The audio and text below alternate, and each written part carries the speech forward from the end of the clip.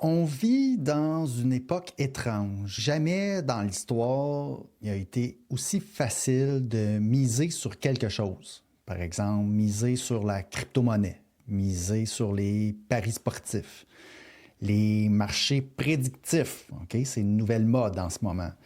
Miser sur certaines entreprises, des meme stocks, miser sur des appels initiales d'offres publiques, hein, des IPO. Il y a l'IPO de SpaceX, peut-être que vous avez entendu parler dernièrement. Toutes les applications qui permettent d'acheter ou vendre un actif en quelques secondes. Et pourtant, malgré toute cette richesse apparente, de plus en plus de gens ont l'impression que le système est truqué. Alors, comment accumuler un vrai patrimoine dans un monde où tout le monde semble vouloir devenir riche rapidement? Bien, c'est ce qu'on va regarder aujourd'hui ensemble. Vous écoutez Indépendance financière et hypothèque, où l'endettement est à éviter, l'épargne est à l'honneur et où la maison complètement payée remplace la voiture de luxe comme symbole de richesse. Je suis Frédéric Lacharité, courtier hypothécaire à Montréal et au Québec. Je veux vous aider à prendre le contrôle de vos finances, à transformer votre vie. Je vous transmets ma formule pour atteindre l'indépendance financière.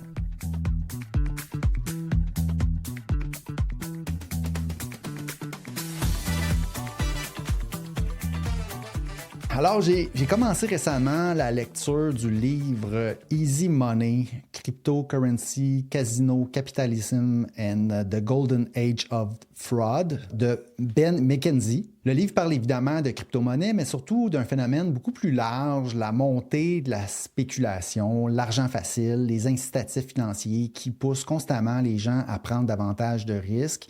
Je dois vous avouer que je suis un peu d'accord avec tout ce que l'auteur dit dans le livre, mais je ne veux pas être alarmiste par rapport à ça.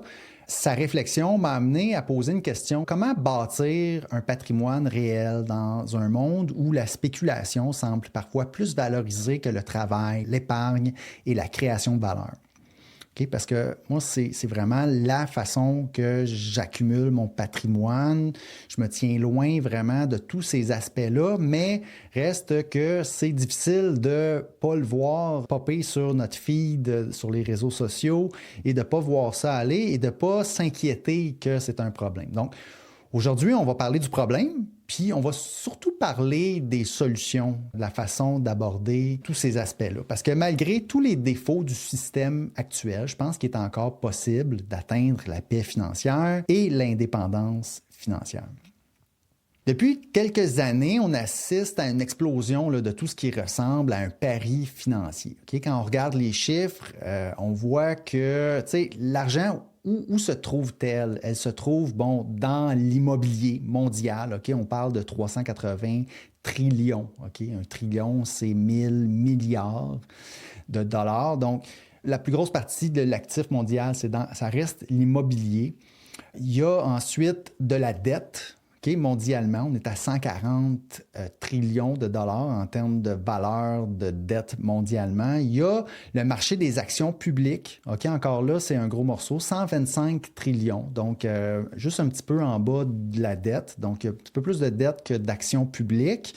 Ensuite, on a de l'or, on a de la crypto-monnaie à plus petite échelle. Crypto-monnaie, 2 trillions, c'est quand même pas rien. De l'or, 22 à 25 trillions de dollars. Puis il y a des nouveaux marchés là, qui arrivent, le prediction market, être capable là, de miser sur n'importe quel événement. Okay? Il y a certains sites qui se spécialisent maintenant là-dedans. Ce qui me frappe le plus, ce n'est pas la taille de ces marchés-là, c'est la vitesse à laquelle les gens cherchent maintenant à s'enrichir. Okay? On veut le prochain Bitcoin, on cherche la prochaine crypto, le prochain pari gagnant, la prochaine IPO, on veut le prochain raccourci pour aller plus vite. Parlons des problèmes liés à cet aspect-là. Okay?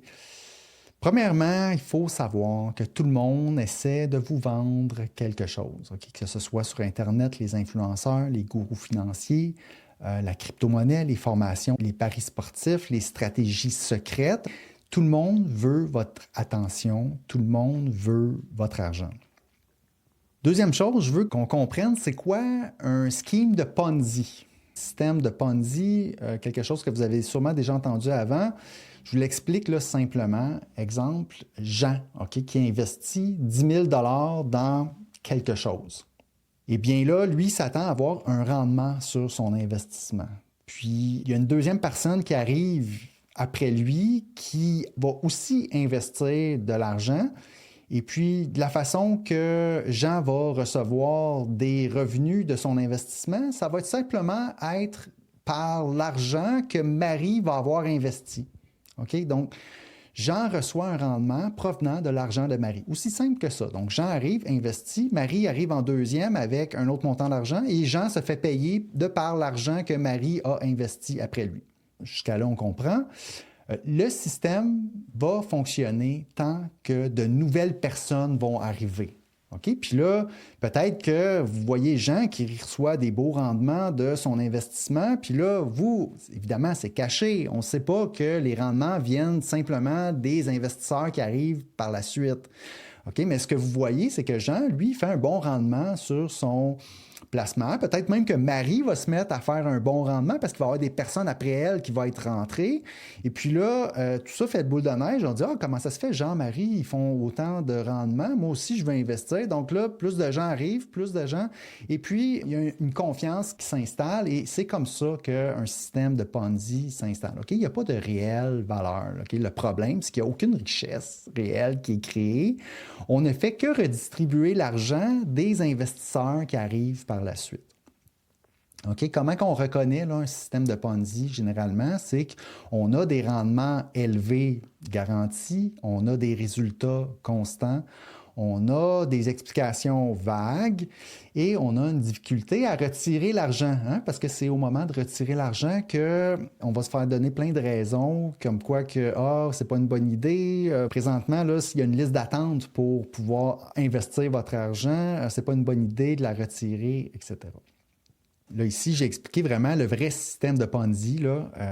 Si on regarde ça plus large, OK, cette dynamique-là, le fait qu'un investisseur arrive à investir, un deuxième investisseur vient aider justement le premier investisseur, c'est un principe qui existe en ce moment dans toutes les classes d'actifs. OK? Puis là, je ne dis pas que tous les actifs sont des systèmes de Ponzi. OK? Je dis juste qu'il y a un mécanisme similaire. Je dis que plusieurs marchés comportent des mécanismes similaires. OK? Particulièrement les crypto-monnaies. Tu sais, veut pas, une crypto-monnaie, celui qui va avoir créé la crypto-monnaie va se garder une grande partie de la crypto-monnaie, il va même peut-être se garder une façon de créer cette crypto-monnaie-là. Là, je ne veux pas entrer dans les détails, évidemment, puis les crypto-monnaies ne sont pas toutes égales. Il y a le Bitcoin, puis il y a tous les dérivés. Mais il y a quand même un aspect très, très, très similaire à un système de Ponzi qui est en place. Il y a eu beaucoup de fraude, puis beaucoup de systèmes comme ça qui ont été mis en place. Un appel initial d'offres publiques, un IPO, tu sais, en réalité, c'est quoi? C'est les investisseurs privés qui détiennent la compagnie décident d'aller sur le marché public pour aller chercher plus de fonds. Souvent, c'est un mécanisme pour que les investisseurs privés vont pouvoir sortir leur investissement suite à l'arrivée des nouveaux investisseurs publics. Est-ce que vous reconnaissez un petit peu, là? Il y a un investisseur qui a investi en premier, puis il y a le public ensuite qui arrive en deuxième.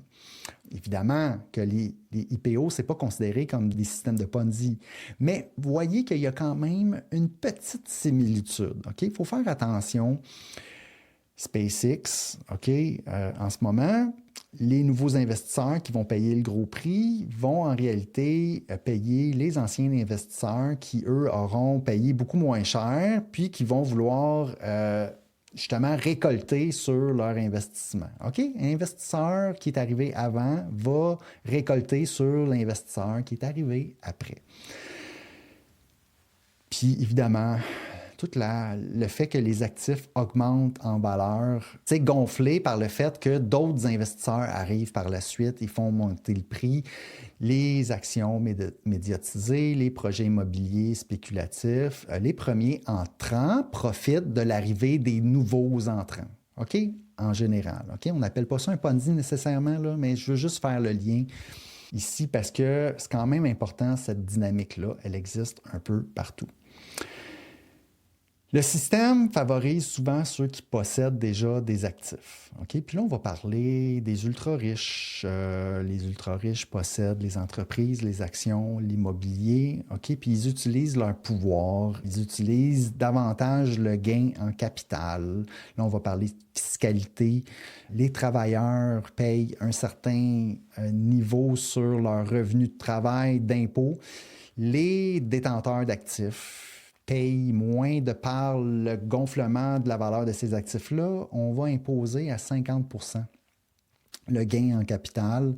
C'est pas juste. Ça fait que les ultra-riches payent beaucoup moins en relation à leurs revenus parce que eux, ce qu'ils ont, c'est du gain en capital. Ils payent beaucoup moins en relation à leurs revenus que les travailleurs. OK? C'est extrêmement injuste. Le salarié paye de l'impôt à chaque paye. Cette réalité crée beaucoup de frustration et avec raison.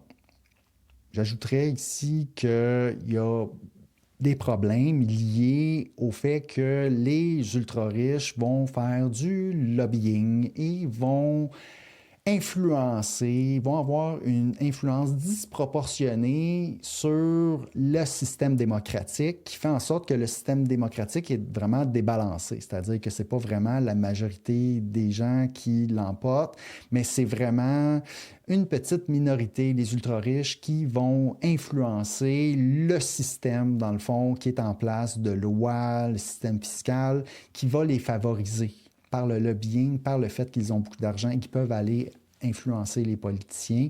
Donc ça, c'est un autre problème qu'on a en ce moment. OK, donc là, l'idée, c'était vraiment d'arriver avec plusieurs problèmes. Je veux faire attention, je ne veux pas être cynique, je ne veux pas être contre le marché. Il y a des solutions. OK, donc mon message ici là, est quand même positif. Il y a des solutions à tous ces problèmes-là. Il y a une façon d'approcher nous-mêmes de façon individuelle, donc tous ces problèmes-là. Maintenant qu'on a parlé de ces problèmes-là, qu'est-ce qu'on fait? OK? Est-ce qu'on l'abandonne? Est-ce qu'on mise tout sur la prochaine crypto? Est-ce qu'on embarque nous autres aussi dans justement cette vague-là de faire de l'argent rapidement puis essayer comme de profiter des prochains qui vont entrer après nous? À mon avis, absolument pas. Absolument pas.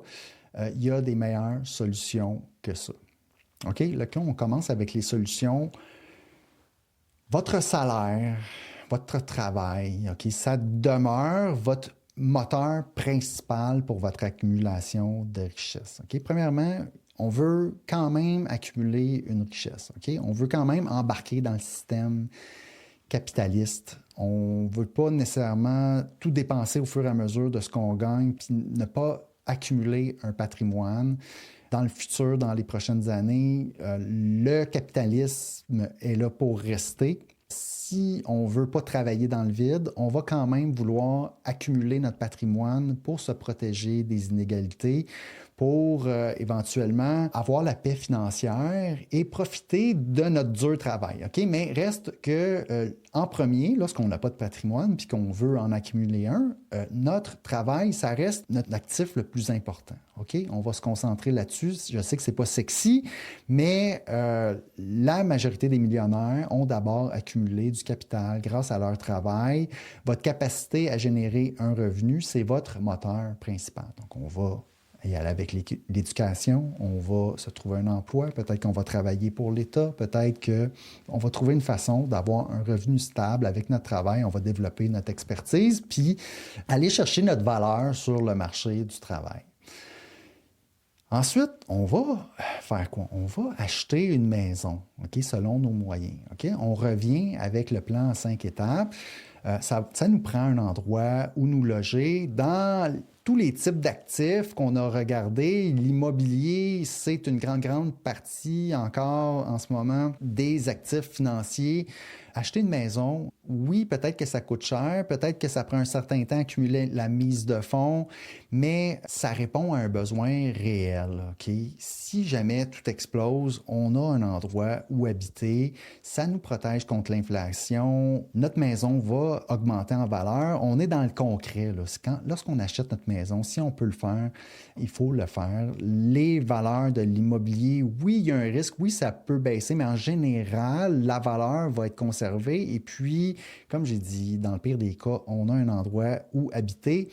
L'alternative à ça, c'est d'être locataire. Puis là, on est dépendant, malheureusement. Il faudra que l'État arrive avec un gel de loyer. Puis ça, c'est très, très difficile, là, surtout en Amérique. On n'est pas du tout là. On n'est pas protégé si on est locataire. Oui, il y a certaines lois qui nous protègent un peu, mais reste que acheter notre maison en termes d'actifs, ça reste quelque chose de concret qui est là, que c'est pas du vent, on peut pas perdre. Donc, l'idée d'aller acheter sa maison, pour moi, là, ça reste important. Puis, on va pouvoir utiliser l'équité quand même de notre maison. C'est pas de l'argent qu'on perd puis qu'on verra jamais. On a toujours accès à ça grâce au système, justement, de crédit hypothécaire qui est bien développé. C'est pas fixé dans le béton. On a notre maison, puis on pourra accéder quand même à cette valeur-là si on en a besoin. Même que ça peut servir à l'entrepreneuriat, ça peut servir aux investissements futurs, d'avoir notre maison. Donc, ça sert à de plusieurs façons. C'est un actif important. C'est une bonne idée de commencer par ça. Accumuler notre mise de fonds, puis acheter notre maison selon nos moyens. On ne va pas augmenter notre train de vie pour aller chercher la plus grosse maison possible. On va y aller selon nos moyens pour embarquer sur le marché immobilier. Quitte après ça à augmenter l'échelle de la propriété, vendre notre maison, puis aller acheter une maison plus grande lorsque notre patrimoine va avoir augmenté. Parce que, tu sais, en faisant les étapes comme ça, en travaillant, en achetant notre maison, notre patrimoine est parti là. Ça n'aura pas le choix. On va commencer à accumuler. Ensuite, il faut investir dans des actifs productifs. La façon d'investir ensuite, qui est accessible à tout le monde, c'est d'aller vers les fonds indiciels. Vous avez vu ma série de podcasts, Le chemin simple vers la richesse. Aller investir dans nos CELI, REER, demeure l'un des meilleurs outils accessibles aux citoyens moyens dans les comptes enregistrés, parce que vous devenez propriétaire d'entreprises réelles, OK? On ne parle pas nécessairement là, de l'or, de la crypto-monnaie, de toutes sortes de produits spéculatifs. On parle vraiment des entreprises qui produisent des biens et services réels qui sont utilisés. Donc, les entreprises innovent, embauchent, génèrent des profits. On participe à la création de valeur. Les fonds indiciels d'action. Moi, c'est là où une bonne partie de mon patrimoine se trouve dans mon REER, CELI. OK, j'ai ma maison, puis j'ai ça. Avec du pouce, on investit un 15-20 % de nos revenus année après année, puis on l'investit dans des fonds indiciels, dans nos REER, CELI. OK? Puis ça va faire en sorte qu'on va graduellement accumuler le patrimoine dont on a besoin pour peut-être arriver à l'indépendance financière ou du moins avoir une retraite confortable. On n'est pas dans la spéculation du tout là, à ce niveau-là. Okay? Ensuite, là, on est dans les solutions là, pour contrer la fraude, puis la spéculation, les systèmes de Ponzi. Si on achète notre maison, on va dans l'indiciel. Tu sais, l'investissement indiciel dans les actions, c'est pas parfait. OK, c'est pas parfait. Il y a des entreprises là-dedans qui sont peut-être des actifs gonflés, OK, qui vont rentrer dans l'indice. OK, ça se peut que, exemple, SpaceX, qui est en train de devenir public, soit ajouté dans votre indice, puis que vous n'aurez pas le choix de devenir propriétaire de SpaceX, même si en réalité, il y a des fortes chances que ça drop pendant plusieurs années, puis qui sait si éventuellement, vraiment, ça va récupérer toute la valeur que ça risque de perdre au départ. On ne le sait pas, mais ça reste un des meilleurs outils à notre disposition. C'est pas parfait, je vous l'accorde si c'est votre argument. Ensuite, ce qu'on va faire, c'est qu'on va utiliser intelligemment son équité, on va rembourser notre hypothèque. Notre hypothèque, on ne veut pas garder ça toute notre vie, on va utiliser les privilèges de remboursement anticipé, on va peut-être se faire une stratégie du prêt déductible d'impôt, manœuvre Smith, si jamais on se sent assez à l'aise puis qu'on veut prendre un petit peu plus de risques. On va peut-être aller vers ces stratégies-là, peut-être prendre une mise de fonds, investir dans l'immobilier. peut-être aller vers l'immobilier ou l'entrepreneuriat si nous, on a une porte d'entrée vers l'entrepreneuriat. Le problème de l'entrepreneuriat, moi, je ne dirais pas à tout le monde, faites de l'entrepreneuriat, c'est ça qui, ultimement, va être le plus payant parce que c'est très difficile, OK? On a beaucoup d'entrepreneurs qui ne vont pas réussir s'ils n'ont pas l'accompagnement nécessaire. C'est très risqué d'aller vers l'entrepreneuriat. Le plus simple, c'est d'aller travailler pour quelqu'un, travailler pour l'État.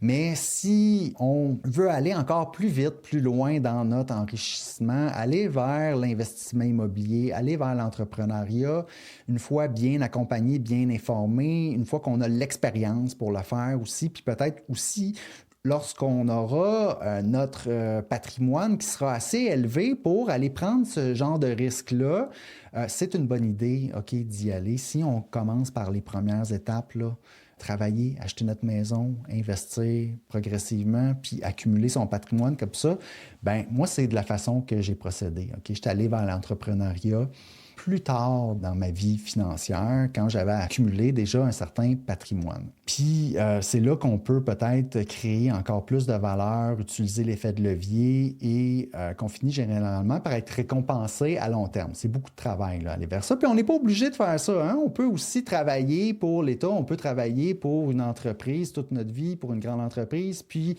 vraiment, il y a différents chemins, là, OK? Mais reste que on va y aller concrètement. On n'ira pas vers le casino, prendre des gros paris risqués, la crypto-monnaie, la spéculation, jouer en bourse. OK? C'est tout ça mon point en ce moment, là, c'est que toutes les distractions, là, tout ce on voit passer, des gens qu'on voit qui deviennent très, très riches du jour au lendemain, on va se tenir loin de ça là, parce qu'il y a beaucoup de fraude là-dedans. Puis ça m'amène à développer un filtre anti-fraude. OK? Si vous voyez une opportunité là, qu'on vous présente, posez-vous toujours la question, OK? Est-ce que c'est trop beau pour être vrai? D'où vient réellement l'argent? Est-ce que ce qu'on vous propose, c'est d'embarquer, puis que la seule façon que vous allez faire de l'argent, ça va être avec les investisseurs qui vont entrer après vous? OK? Posez-vous cette question-là parce qu'elle est très importante. Si c'est le seul modèle d'affaires, s'il n'y a pas vraiment de production de valeur, ou si on vous fait croire qu'il y a de l'utilité ou de la valeur, mais faites attention, posez-vous, est-ce que c'est vrai, là, toute cette utilité-là dans ce que vous allez investir? Faites très, très, très attention. Développez-vous un mécanisme de protection par rapport à ça, une méfiance. C'est important. Faites-vous pas avoir. En conclusion, okay, plus je vieillis, plus je réalise que la richesse durable est souvent ennuyeuse. Okay? Travailler, épargner, investir, acheter des actifs productifs, rembourser ses dettes, puis répéter ça pendant 20, 30 ans. Okay? Pendant que le monde cherche le prochain raccourci, le capitalisme casino fait beaucoup de bruit. Okay? La création de richesse réelle, elle est beaucoup plus silencieuse, mais elle fonctionne toujours. Inquiétez-vous pas. Je vous invite à consulter mon plan en 5 étapes pour obtenir la paix financière, devenir propriétaire, atteindre l'indépendance financière. Vous pouvez aller sur mon site web frédériclacharité.com/5 étapes. Si vous êtes déjà propriétaire, souhaitez comprendre comment utiliser intelligemment l'équité de votre maison, inscrivez-vous gratuitement à mon mini-cours sur la manœuvre Smith. Le meilleur temps pour faire ça, c'est lorsque votre renouvellement approche. On va aller changer notre hypothèque pour une hypothèque pour accéder à l'équité de notre maison, possiblement faire manœuvre Smith si c'est ce qui est dans les cartes pour nous, pas nécessaire pour aller vers l'indépendance financière, mais c'est quelque chose qui peut être fait, qui peut fonctionner. Lorsqu'on a le bon mindset, si on ne veut pas aller trop rapidement, si on se tient loin des fraudes, puis qu'on veut utiliser l'équité de notre propriété pour justement solidifier notre patrimoine dans plusieurs années, on peut aller de cette façon-là. Merci d'avoir écouté Indépendance financière et hypothèque. Si l'épisode d'aujourd'hui vous a fait réfléchir, partagez-le avec quelqu'un qui cherche actuellement un raccourci vers la richesse. Parfois, éviter une mauvaise décision financière est beaucoup plus rentable que de trouver une bonne opportunité. Et sur ce, je vous souhaite un bon cheminement vers l'indépendance financière. Merci. Si vous avez apprécié l'émission, je vous invite à me laisser des étoiles, un rating ou un commentaire dans Spotify ou Apple Podcast. Pour plus de contenu, allez suivre ma page Facebook Indépendance financière et hypothèque. Et si vous voulez en savoir plus sur mes services ou voulez prendre rendez-vous avec moi pour me parler, allez simplement sur mon site web frédériclacharité.com. À bientôt!